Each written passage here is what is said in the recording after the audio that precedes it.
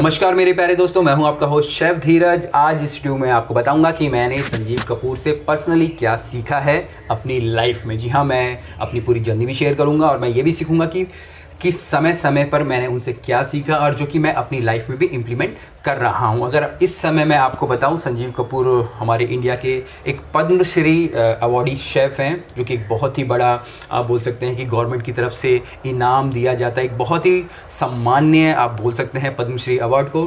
साथ साथ उनकी जो नेट वर्थ है वो है 1000 करोड़। जी हाँ, 1000 करोड़। यहाँ पे एक मैं पिक्चर भी लगा दूंगा जो कि मैंने नेट से निकाली है, जिसमें कि लिखा गया है कि उनकी नेट वर्थ 1000 करोड़ रुपए है। दूसरा, अगर उनके आपकी ईयरली की बातें करें कितना कमाते, तो लगभग 25 करोड़ रुपए वो हर सालाना ऐड करते जाते हैं, कि जो कि बढ़ता भी जाता है। इसके अलावा उनका वंडर शेफ़ के नाम से जो आपके क्रॉकरीज हम लोग देखते हैं, वो भी उसके कंपनी में उनका शेयर है। इसके अलावा फूड चैनल है जो कि 24x7 चैनल है, उसमें भी उनके शेयर्स हैं। साथ साथ उनकी खुद की ऑनलाइन एकेडमी है, उनकी किताबें, बहुत सारी चीज़ें उनकी यहाँ पे हैं। तो क्या संजीव कपूर से मैंने सीखा, मैं आपको वो बताने की कोशिश करता हूँ। क्योंकि जब मैंने अपनी कैरियर की स्टार्ट करी, मुझे नहीं मालूम था शेफ़ क्या होता है, कैसे होता है। मैंने एक पिक्चर देखी थी जो कि संजीव कपूर की थी और मुझे लगा भाई इस कुक की फ़ोटो यहाँ पे क्यों छपी पड़ी है। मेरे पापा भी एक कुक थे, एक वो कंपनी में काम करते थे, तो मुझे लगा कि इनकी फ़ोटो क्यों छप गई है यहाँ पे। मेरे डैडी की तो कभी आई नहीं, और वहाँ से उन चीज़ों ने मुझे अट्रैक्ट किया और लगा कि भाई कुक का भी एक प्रोफेशन है जिससे कि नाम कमाया जा सकता है।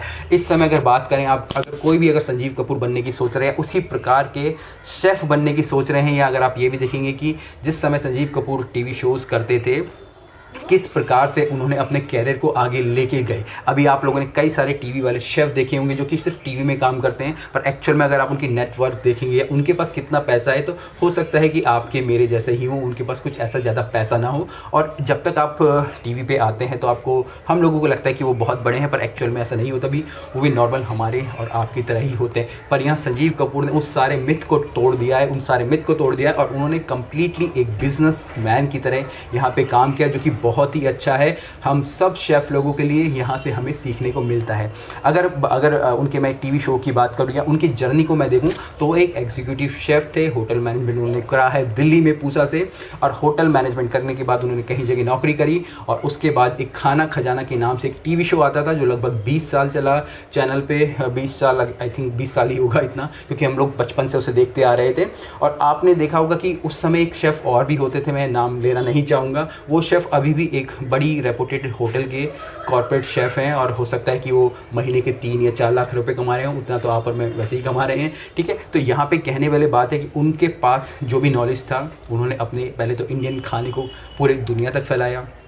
वो एक हर घर तक अपने खाने को लेके गए, हमारी इंडियन कला को लेके गए, और उसके बाद उन्होंने जो भी उनकी पॉपुलैरिटी इकट्ठा हुई, उसके बाद उन्होंने उसे वहाँ छोड़ा नहीं।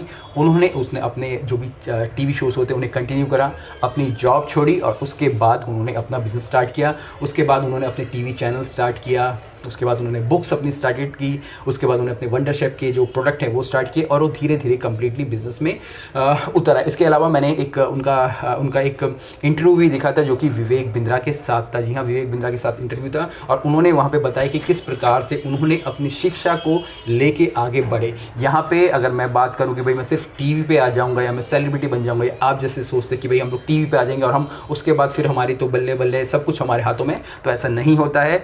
अगर अभी भी आप देखेंगे वो कितना ज़्यादा काम कर रहे हैं, तो आप हैरान रह जाएंगे। जी हाँ, आपको भी यही करना है। आपको सिर्फ एक शेफ़ नहीं बनना है या एक पोजीशन पे बैठ के उसके वहीं पे रुक नहीं जाना है। आपको अपनी चीज़ों को हमेशा आगे बढ़ाना है। तो उनसे भी मैं यही सीखा हूँ कि किस प्रकार से जब आप एक पोजीशंस पे आते हो और आपको लोग जानने लग जाते हैं, तो आप अपने लिए एक प्लेटफॉर्म क्रिएट कर सकते हो, दूसरों के लिए एक प्लेटफॉर्म क्रिएट कर सकते हो, और अपनी चीज़ों को आगे ले जा सकते हो, जैसे कि मैं लाइफ में कर रहा हूँ। तो संजीव कपूर जी, आपका बहुत बहुत धन्यवाद। अगर आप ये वीडियो देखें, और हो सकता है कि आप में से अगर कोई संजीव कपूर को फॉलो करता है या उनको किसी तरीके से पर्सनली जानता है, तो ये वीडियो अगर उनके पास पहुंच जाए तो बहुत बढ़िया बात है।